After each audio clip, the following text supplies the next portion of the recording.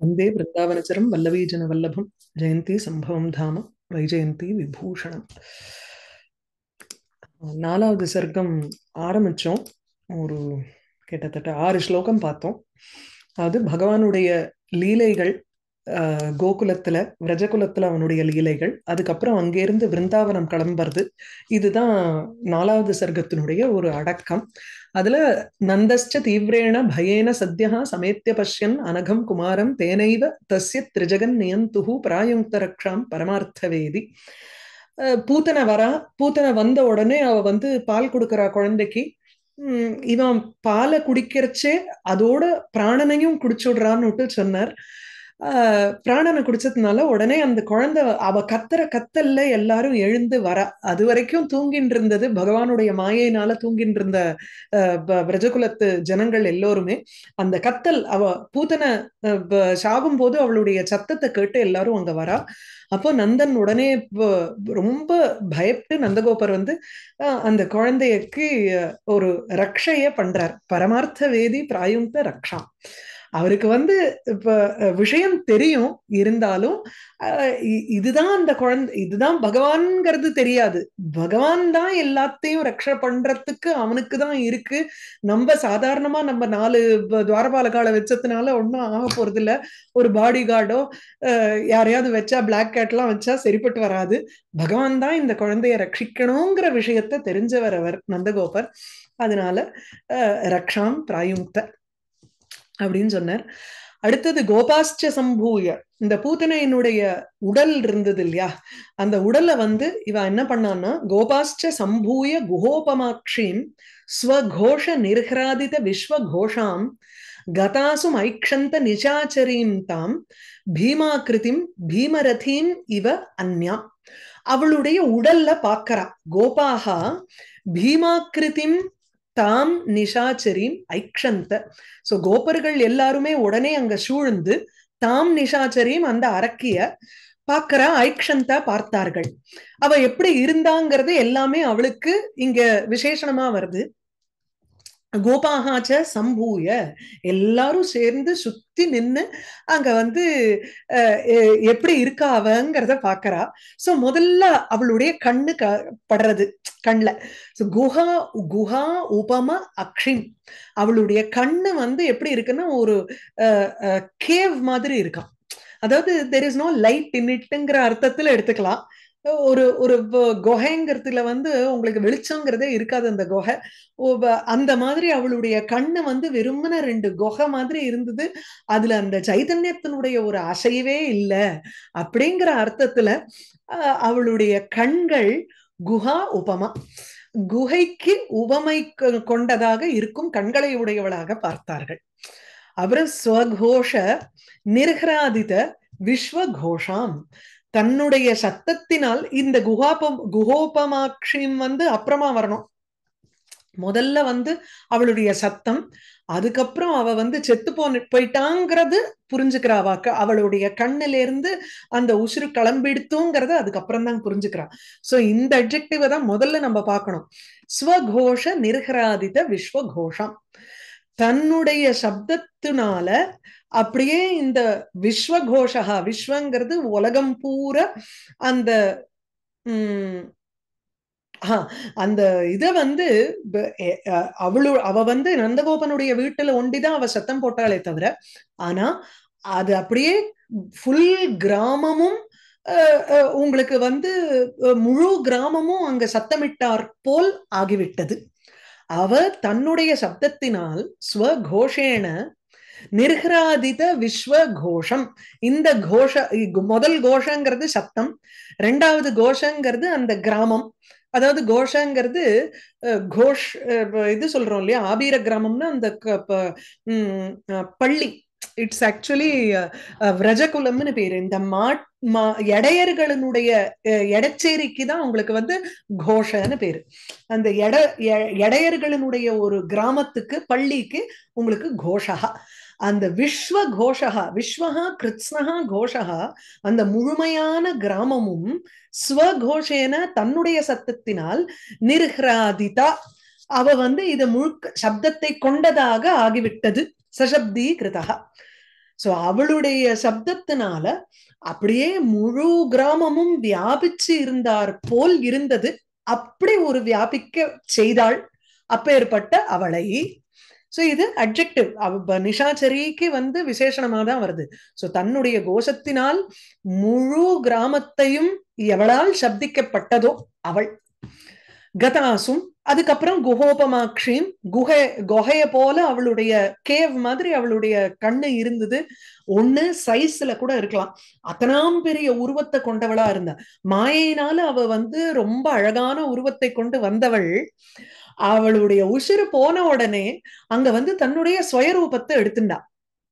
அந்த ஸ்வய ரூபம் பிரம்மாண்டமான ரூபமா இருக்கும். அதனால அவளுடைய கண்களே பெரிய குகை மாதிரி இருந்ததுன்னு இருக்கலாம். இன்னொன்னு, அந்த கண்கள்ல இருக்கக்கூடிய லைட் இல்ல உங்களுக்கு, அதுல வெளிச்சமே அந்த சைதன்யத்தினுடைய ஒரு பிரகாசம் இல்லாமல் இருந்தது. உயிரினுடைய பிராணநாடி அங்க யூஸ்வலி கண்ணுல தெரியும்பா. என்ன உங்களுக்கு இதுவா இருந்தாலும் இந்த கண்ணை தானே முதல்ல இந்த டாக்டர் எல்லாம் திறந்து உங்களுக்கு டார்ச் வச்சுட்டு கண்ணை தானே பாக்குறா, இருக்கா இல்லையான்னு பாக்குறதுக்கு. அதெல்லாம் இப்போ ஒன் ஆஃப் த ஐடென்டிபிகேஷன்ஸ் ஒருத்தர் போன உடனே பாக்குறதுக்கு. அதுக்கப்புறம் கதாசும், அவளுடைய அசவகா உயிரெல்லாம் பிராணன் போயிடுத்து அவளுக்கு அப்படிங்கிற பாக்குறா. சோ கதா இந்த தமிழ்ல சொன்னா சிரிப்பு தான் வரும், ஏன்னா இந்த தமிழ் நல்ல தமிழே கிடையாதுப்பா. ஆனா போக்கடிக்கப்பட்ட பிராணனை உடையவள்னு, பிராணன் இல்லாதவள் அப்படிதான் வரணும். அது சொல்றது எப்படின்னா, யாருடைய பிராணனானது சென்று விட்டனவோ அவள். சோ கதாசும், அப்படிப்பட்டவளை அந்த நிஷாச்சரியும் பீமா ஆக்கிருத்தியும், ரொம்ப பயங்கரமான உருவத்தை கொண்டவள். ஐக்ஷந்த, அவளை பார்த்தார்கள். இந்த கோபர்கள் எல்லாம் சம்பூய சூழ்ந்து நின்று அவளை பார்க்கறா. இந்த மாதிரி ஒரு சத்தம் அப்படியே எதிரொலிக்கிறது. மேலும் கண்ணு 2 குகை அங்க இருக்கிற மாதிரி இருக்கு, உயிரும் இல்ல, ரொம்ப பயங்கரமான ஒரு உருவத்தை கொண்டவள். அப்படி இருக்கக்கூடிய அந்த அரக்கிய பாக்கறச்சே இவ என்ன நினைக்கிறான்னா, பீமரதீம் இவ அந்யாம் ஐக்ஷந்த. பீமரதி அப்படின்னா பீமரத சாந்தின்னு ஒண்ணு பண்றோமோ இல்லையோ, 77 வயசுல பண்ணணும்னு பேரு, 75வது வயசுல பீமரத சாந்திங்கிறா.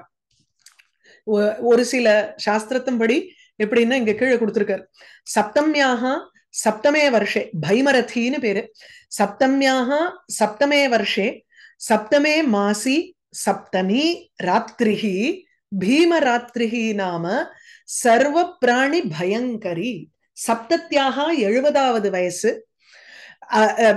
70 கொண்டு 70க்கு அப்புறம் சப்தத்தியாக பரம் சப்தத்தியாக பశ్చాத். சோ 70க்கு அப்புறம் 7வது வருஷம், தட் இஸ் 77th இயர். சப்தமே மாசி, 7வது மாசம், பிறந்தன்னில இருந்து 7வது மாசத்துல சப்தமி ராத்திரி 7வது நாள். அந்த ராத்திரி இருக்கே, அந்த ராத்திரிக்கு பீமரதின்னு பேரா அல்லது பைமரதின்னு பேரு. அது என்ன ராத்திரினா சர்வ பிராணி பயங்கரி, எல்லா பிராணிகளுக்கும் பயத்தை உண்டு பண்ணுகின்றதாக இருக்கும் ஒரு ராத்திரி. So 77th year 7th month 7th day இல்ல நைட். அந்த ராத்திரி எல்லா பிராணிகளுக்கும் ஒரு மரண பயத்தை கொடுக்கக்கூடிய ராத்திரியா இருக்கு. அது அதுவே இங்க அப்படியே உருவெடுத்து வந்தார் போல் அவ இருந்தா உத்ரேக்ஷா அந்த இடத்துல. சோ அந்த பீமரதிங்கிற ராத்திரி உங்களுக்கு ஒரு பெரிய பயங்கரமான உருவத்தை கொண்டு இன்னொரு ஒரு பீமராத்திரி இங்க நின்னார் போல் இருந்தாள் அவள். அது இப்பதான் செத்து போயிடுத்தோ இல்லையோ, செத்து போனதுனால அந்த கண்டம் விலகெடுத்துன்னு எடுத்துட்டாளாம் ஜனங்கள். பிராணினாம் கண்டபூத ராத்திரம் இவ ஸ்திதாம். அந்த ராத்திரி இப்போ விலகெடுத்து அவனுக்கு கண்ணனுக்கு. அது இந்த ஜாதகம் படி பார்த்தீங்கன்னா 3வது சனி தாண்டறவா, ஜென்ரலி 3வது சனி வரும் பொழுது மாரக சனிம்பா. அதாவது சனி தசை ஒவ்வொருத்தருக்கும் முதல் சனி மங்கு சனி, பொங்கு சனி, அதுக்கப்புறம் மரண சனின்னுட்டு ஒரு 3 சனிக்கு சொல்ற. ஒரு மனுஷனுடைய ஆயுள் லைஃப் டயத்துல 2 சனி தசை பாப்பா மேக்சிமம். 3வது சனி தசையும் தாண்டி இருக்கிறவான்னா அவளுக்கு அடுத்தது லைஃப் எப்போ அவ கையில தான் இருக்குன்னு அர்த்தம். யூஸ்வலி அந்த மாதிரி சொல்றது உண்டு.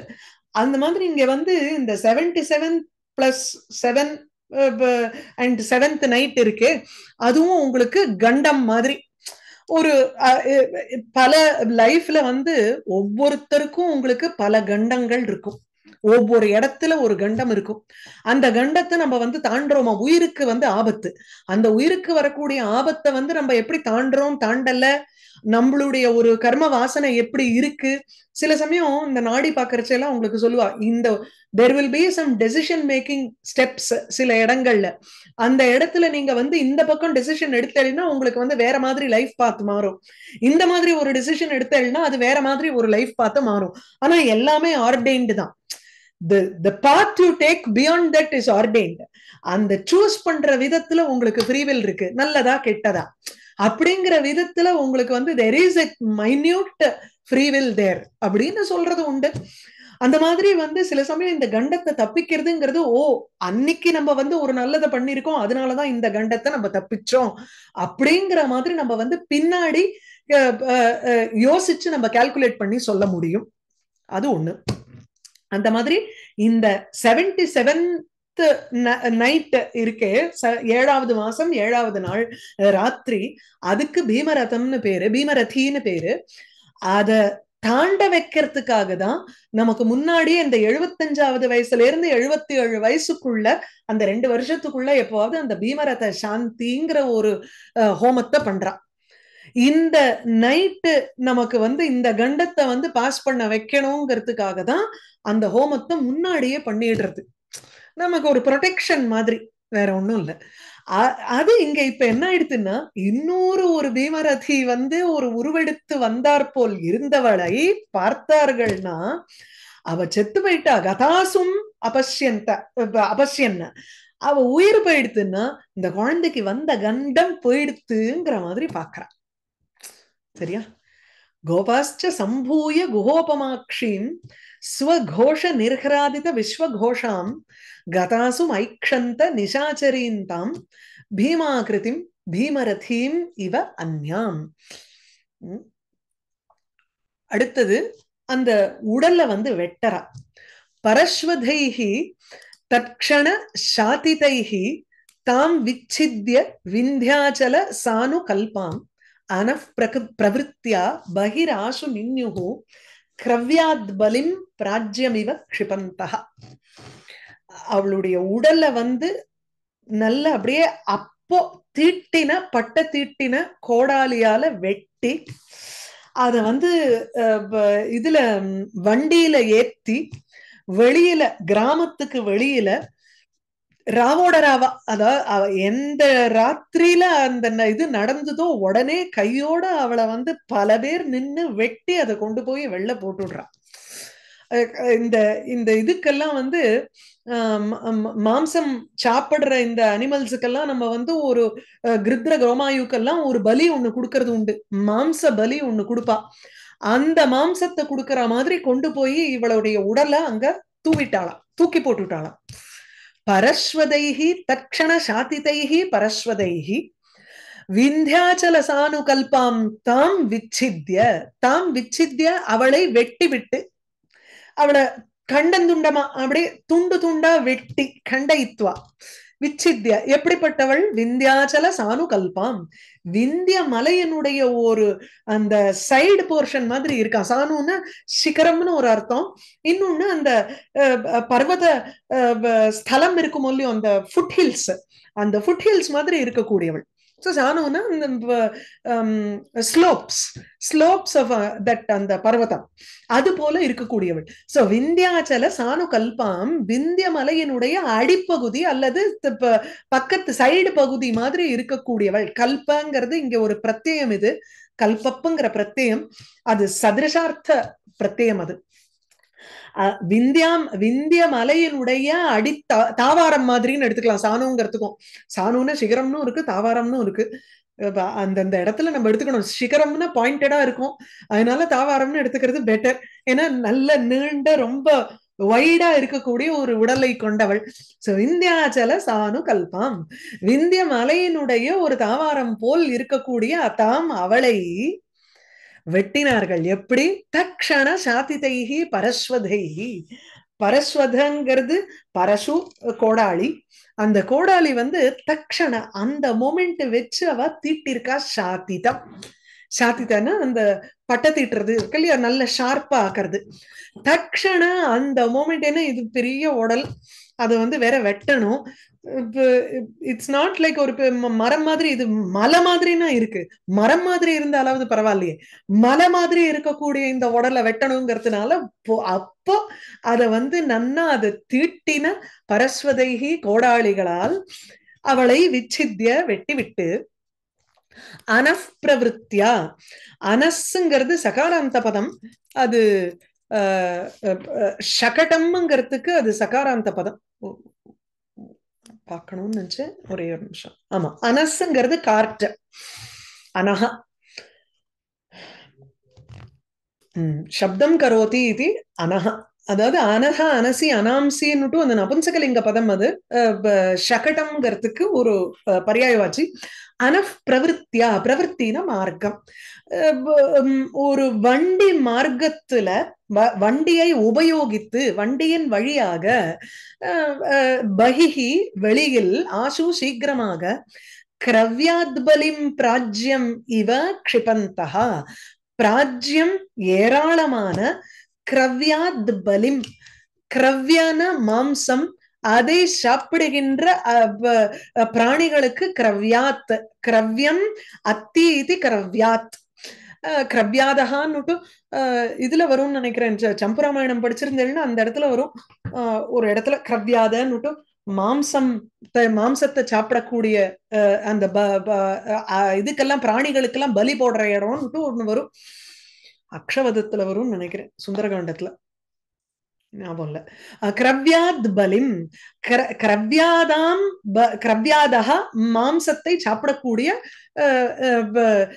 பிராணிகள், அவைகளுக்கு கிரவ்யாத்யா பலிஹி, கிரவ்யாத் பலிஹி சதுர்த்தி வரும். சோ அந்த மாம்சத்தை சாப்பிடக்கூடிய வல்ச்சர் என்னெல்லாமோ இருக்கும் இல்லையோ, அந்த அனிமல்ஸ் எல்லாம், இப்போ இது கோமாயுன்னா நரி, இது கழுகு, இதுக்கெல்லாம் ஒரு தனியா போய் பலிங்கிறது கொடுக்கறது இல்லைன்னா, அது வந்து அதனுடைய பாப்புலேஷன் ஜாஸ்தியாகி அது நம்மள வந்து ஊருக்குள்ள வரக்கூடாதுங்கிறதுக்காக அவைகளுக்கு வெளியில போய் ஒரு பலி கொடுக்கறதுங்கிறது உண்டு. அவைகளுக்கு இப்போ ஏராளமான பலி கொடுத்துட்டாளாம் இவ. பிராஜ்யம் கிரவ்யாத்பலிம் க்ஷிபந்தஹ இவ, இப்ப ஏராளமான அந்த பேர்ட்ஸ் ஆஃப் பிரே அவைகளுக்கு வந்து ஒரு பலியை கொடுப்பது போல் இந்த இந்த இவளுடைய உடலை நின்யுகு எடுத்துக்கொண்டு சென்றார்கள். நின்யுகு நினாய நின்யதுகு நின்யுகு லிட்லகாரம்.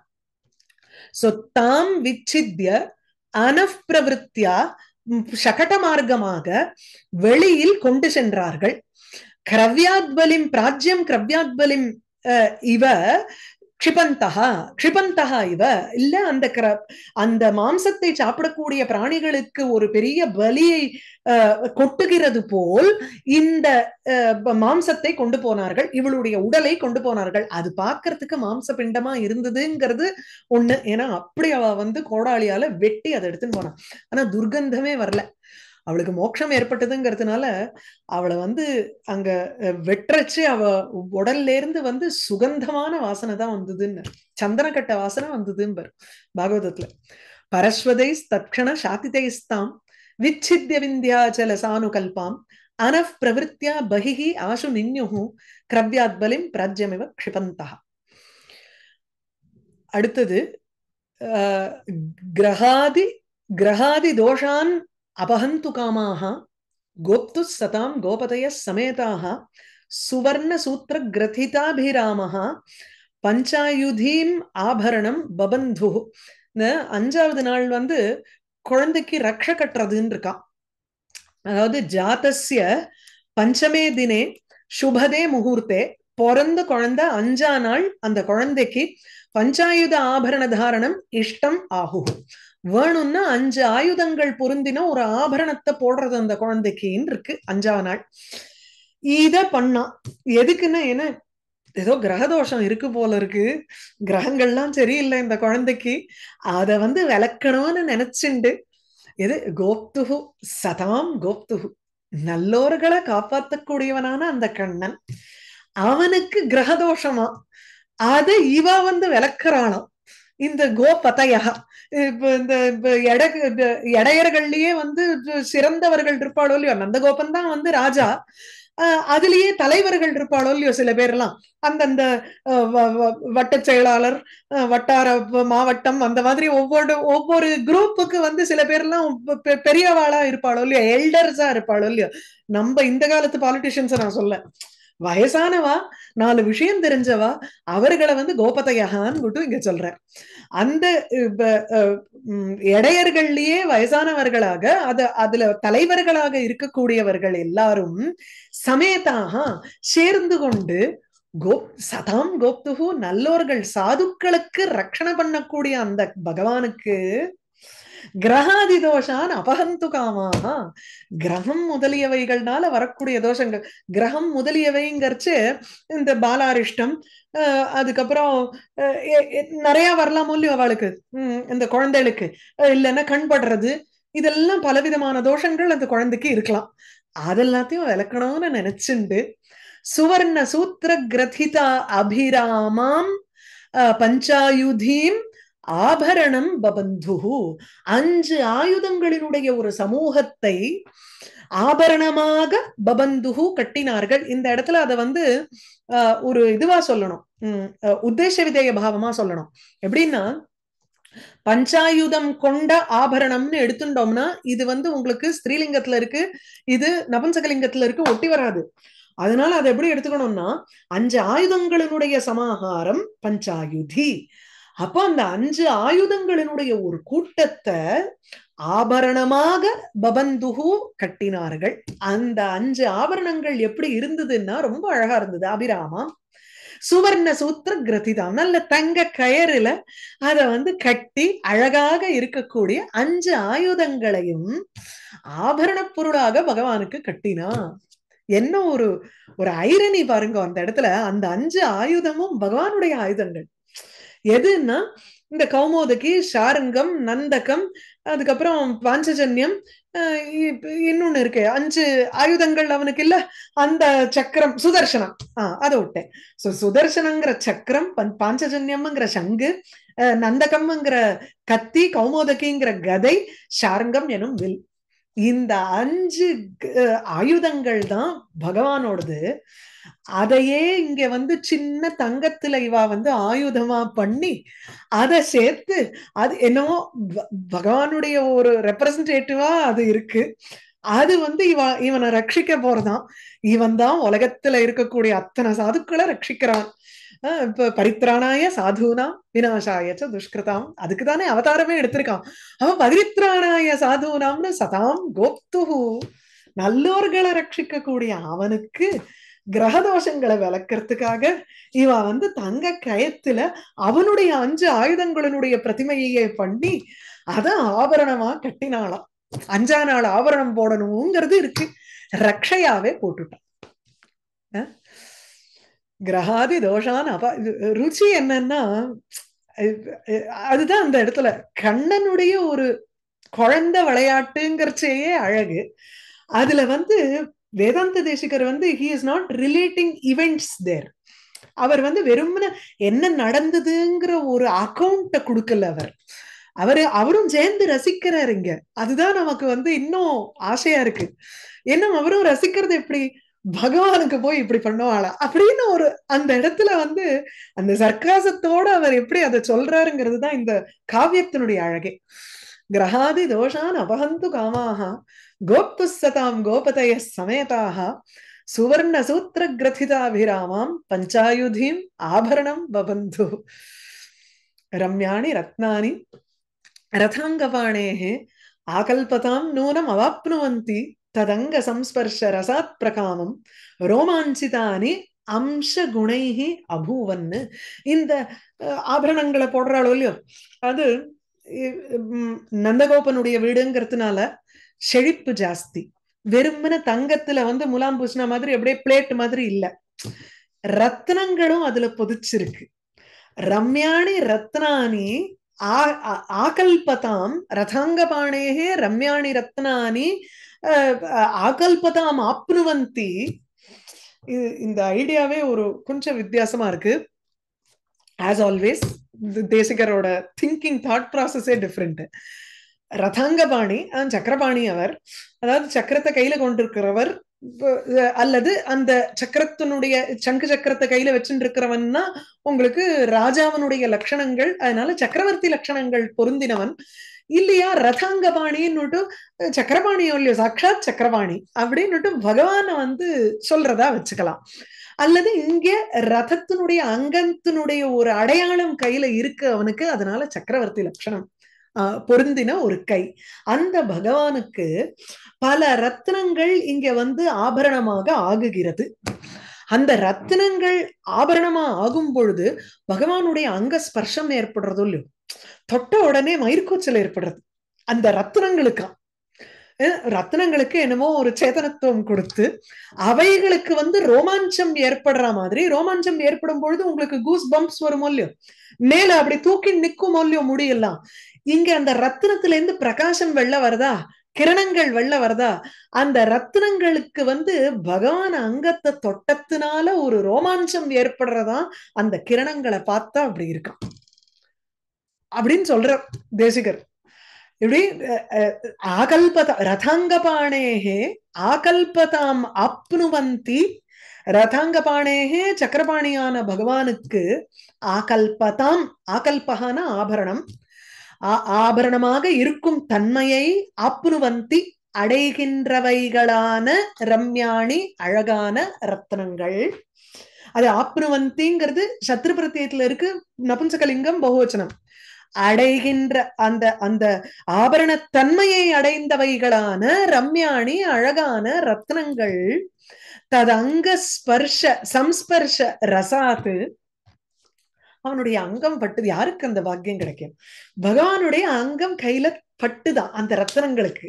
தது அங்க சம்ஸ்பர்ஷ ரசாத்து, அந்த ரசத்தினால அந்த அனுபவத்தினாலங்கிற அனுபவம் ஏற்பட்ட உடனே தானா வந்து படைச்சுண்டு வருதான். அதுல இருந்து இது அம்சு கிரணங்கள் ரோமாஞ்சிதானி, பிரகாமம் ரோமாஞ்சிதானி, டெஃபினெட்லி அவைகளுக்கு வந்து ஒரு ரோமாஞ்சம் ஏற்பட்டிருக்கணும். ஆகையினால அம்சு கணைகி ரோமாஞ்சிதானி அபூவன், அவைகளினுடைய அந்த அங்க ஸ்பர்ஷ ரசத்தினால கிரண சமூகங்களினால் ரோமாஞ்சம் அடைந்தவைகள் போல் தோன்றின, நூனம் இருந்தன அப்படிங்கிற. இது வந்து ஹேதுத்ரிக்ஷா, இயற்கையாகவே இருக்கக்கூடிய அம்சு கிரணங்கள். அங்க அந்த கிரணம் ஏன் ஏற்பட்டதுன்னு அந்த ஒரு காரணத்தை வந்து இங்க உத்ரேட்ச பண்ற. பகவானுடைய அங்க சம்ஸ்பர்ஷம் ஏற்பட்டதோ இல்லையோ, அதனாலதான் ரோமாஞ்சம், அதனாலதான் அம்சு வெள்ள வந்தது அப்படிங்கிறார். அந்த கிரணம் வெள்ள வந்தது ரோமாஞ்சமாக அப்படின்னு இந்த இடத்துல வந்து அந்த ஸ்பர்ஷத்தினாலன்னு சொல்லி அந்த ஹேத்துவை இங்க வந்து உத்ரேட்ச பண்றார். அவைகளுக்கு வந்து ஒரு அந்த ஸ்பர்ஷ ரசம் தெரியுங்கிறது சொல்ல முடியாது, அப்படிலாம் கிடையாது, சேதனத்துவம் இல்லையோ இல்லையோ. ரதாங்க பாணேகே ஆகல்பதாம் நூனம் அவாப்னுவந்தி, அவாப்னுவந்தி ரம்யாணி ரத்னானி, அந்த ரம்யமான ரத்னங்கள் அவருக்கு ஆபரணமாக அடைந்த அந்த ரத்னங்கள் நிஜமாகவே நூனம். ததங்க சம்ஸ்பர்ஷ ரசாத்து, அவனுடைய அங்கத்தை ஸ்பர்சனம் பண்றதுனால ஏற்பட்ட ஒரு பாவம், அந்த பாவத்தினால அம்சுகணைகி கிரண கூட்டங்களினால் ரோமாஞ்சிதானி ரோமாஞ்சம் அடைந்தவைகள் போல பிரகாமம் நிச்சயமாக அபூவன் ஆனது ஆன அந்த ரத்னங்கள். ரம்யாணி ரத்னானி ரதாங்கபாணேகே ஆகல்பதாம் நூனம் அவாப்னுவந்தி ததங்க சம்ஸ்பர்ஷ ரசாத் பிரகாமம் ரோமாஞ்சிதானி அம்சுகணைஹி அபூவன். சசாயிதா, அடுத்தது சகடாசுரன்.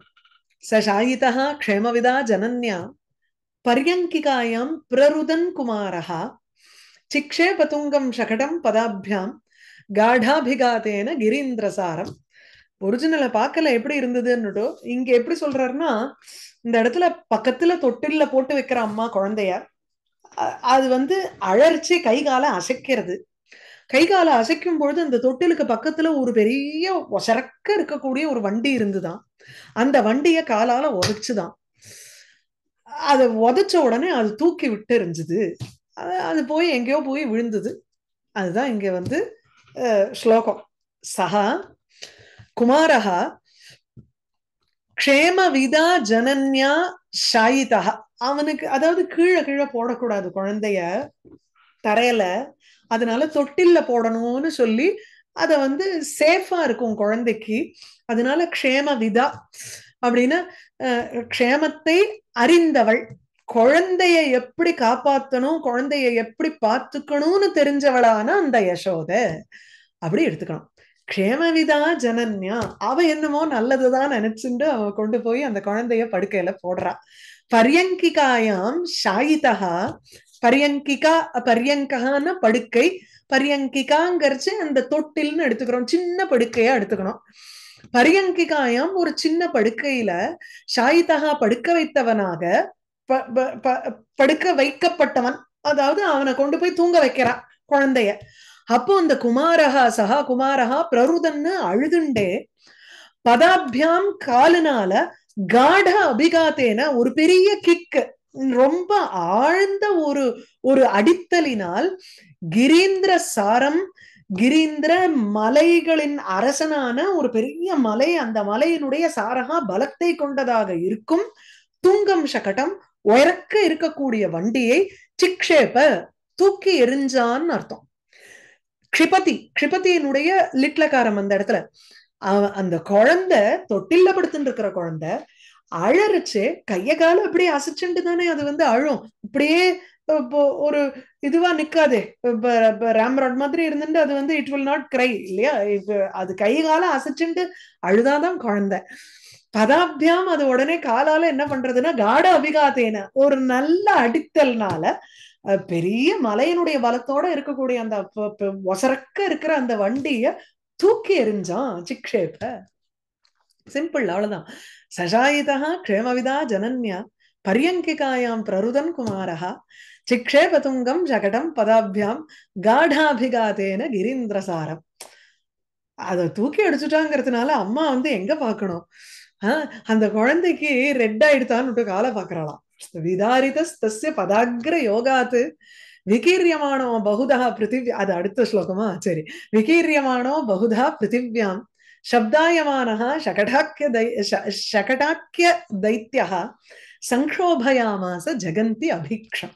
அபீக்ஷணம் திருப்பி திருப்பி அவன் விழுந்து செதற சத்தம், அதாவது தூக்கி அது கவிந்து அது பலவாறாக செதறும் பொழுது அந்த சத்தம் மறுபடியும் மறுபடியும் உங்களுக்கு அந்த பூமி உலகங்களையே கலக்க கலக்க கலக்கித்து சங்கோபயாமாச. தஸ்ய பதாக்ர யோகாத்து, பதாக்ரங்கிற பாதத்தினுடைய யோகாத்து இல்ல, பாதத்தினுடைய அக்ரம் அப்படின்னா அங்குஷ்ட மாத்திரம், அந்த கால் நுனியினுடைய யோகாத்து சேர்க்கையினால் அதனால் அடிக்கப்பட்டதனால் விதாரிதா விகீரியமானஹா பகுதா பிருத்திவியாம், பிருத்திவியாம் பூமியில பகுதா பலவாறாக விகீரியமானஹ செதறுகின்றவனாக ஷகடாக்கிய தைத்தியா, ஷகடாசுரன் எனும் ஷகட எனும் பெயர் கொண்ட தைத்தியா அசுரன். அந்த ஷகடாசுரனானவன் சப்தாயமானஹா சப்தமிட்டு கொண்டவன் ஜகந்தி அபீக்ஷ்ணம் சங்கோபயாமாச. ஜகந்தி இந்த உலகங்களை, ஜெகத் ஜெகதி ஜெகந்தி இதுல இருக்கு, ப்ளூரல்ல இருக்கு. ஜெகந்தி அபீக்ஷ்ணம்னு பிரிஷம் ஏராளமாக, இல்லைன்னா மறுபடியும் மறுபடியும் சங்கோபயாமாச அது அதிரித்து. எப்படின்னா இப்ப அந்த அந்த காற்று அப்படியே போய் விழறது, யோசிக்கணும், அது உடையும் பொழுது ஒரு பீஸ் அப்படி செதறும் பொழுது திருப்பியும் அந்த உலகம் அதிர்றது. ஒவ்வொரு தடவையும் அந்த பீஸ் அப்படி போய் செதறி விழும் பொழுது அது அதிர்றது இந்த உலகம் அப்படிங்கிற. இதெல்லாம் வந்து பகவானுடைய அந்த கால் நுனியினுடைய ஒரு ஒரு சம்பந்தத்தினால. அப்போ அவன் ஃபுல் ஃபோர்ஸ்ல அடிச்சிருந்தா என்ன ஆகிறது? தஸ்ய பதாக்ர யோகாத்து விதாரிதா அடிக்கப்பட்டவனாக பகுதா பிருத்திவியாம் விகீரியமானஹா பலவாறாக பூமியில் செதறப்பட்டவனாக ஷகடாக்கிய தைத்தியா ஷகடன் எனும் பெயரை கொண்ட அந்த அசுரன் சப்தாயமானஹா சத்தமிட்டு கொண்டு இந்த பூமியையே வெகுவாக கலக்கம் ஏற்படுத்தினான் பூமிகளில், இந்த உலகங்களில். விதாரிதஸ்தஸ்ய பதாக்ர யோகாத் விகீரியமானோ பகுதா பிருத்திவியாம் சப்தாயமான ஷகடாக்கிய தைத்யः சங்கோபயாமாச ஜெகந்தி அபீக்ஷ்ணம். இப்பதான் அம்மா பாக்குறா. எதிர்ச்சையா உக்ஷிப்த பதே குமாரே சைலோபலக்ஷே சகடே நிரஸ்தே சரோஜ கர்ப்போபம சௌகுமாரியம் பஸ்பர்ஷ தத்பாத தலம் யசோதா. அந்த குழந்தையோட பாத தலம் இருக்கே, அதை வந்து தடவி பாக்குறா அவ. அது ரத்தம் வந்துருத்தோன்னு பாக்குறா. அது தாமரப்பூ மாதிரி அது இலசா இருக்கு அந்த காலு. அது அப்படியே சக்க இருக்கு அந்த உள்பகுதி. பாத தலம், மேல் பகுதி இல்ல. மேல் பகுதின்னா அப்படியே கிருஷ்ணன் இல்லையோ, கண்ணன் வந்து நல்ல கருநீல வண்ணன் இல்லையா. ஆனா எல்லாருக்குமே நீங்க பார்த்தீங்கன்னா அந்த உள்ளங்கை வந்து சுண்டினா ரத்தம் வர மாதிரி இருக்கும். அது இல்ல உள்ளங்கால் பார்த்தோம்னா அது ஒரு ஒரு ஒரு சிவப்பு கலர்ல இருக்கும். அது டிபெண்ட்ஸ் ஆன் ரத்த ஓட்டத்தை பொறுத்து. கண்ணனுக்கு சரோஜ கர்ப்ப உபம சௌகுமாரியம், அது அவ்வளவு சாஃப்டா இருக்கு அந்த கால், உள்ளங்கால்.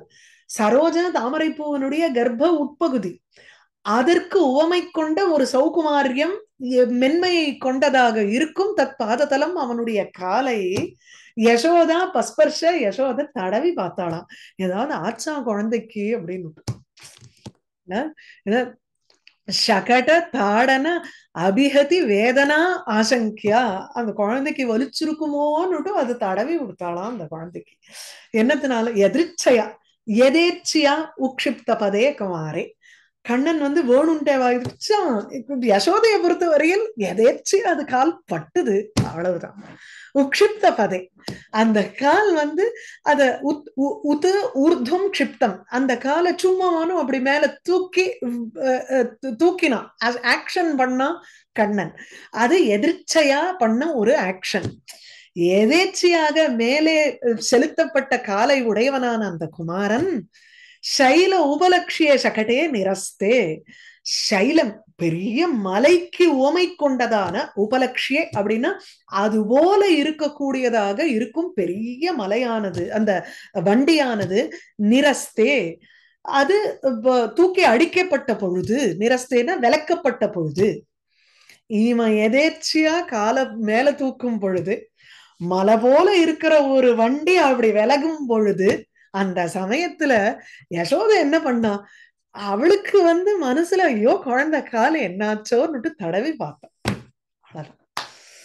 அதுதான் என்ன தவம் செய்தனே. அதுக்கு அவ கண்ணுல அது குழந்தைதான். அது வேற எதுவுமே அவளுக்கு வந்து அந்த இடத்துல எப்படி ஒரு குழந்தை ஒரு ஒரு வண்டியை தள்ள முடியும், அதெல்லாம் அவளுக்கு மைண்ட்ல எதுவுமே கிடையாது அந்த மொமெண்ட்ல. அவளை பொறுத்த வரையில் இது குழந்தை.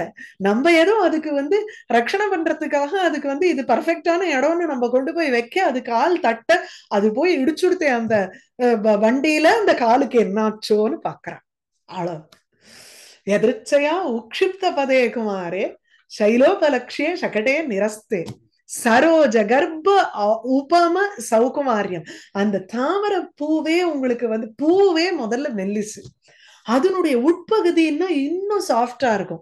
சரோஜ கர்ப்போபம சௌகுமாரியம் பஸ்பர்ஷ, அத ஸ்பிருஷத்தினுடைய லிட்லகாரம், அது பஸ்பர்ஷ தத்பாத தலம் யசோதா. இதோட இருக்கட்டும். அடுத்தது வந்து தவழற கண்ணன் அடுத்த ஸ்லோகத்தில இருந்து. இது அடுத்த கிளாஸ் பார்ப்போம். வந்தே விருந்தாவனச்சரம் பல்லவீஜன வல்லபம் ஜெயந்தி சம்பவம் தாமோ ஜெயந்தி விபூஷணம்.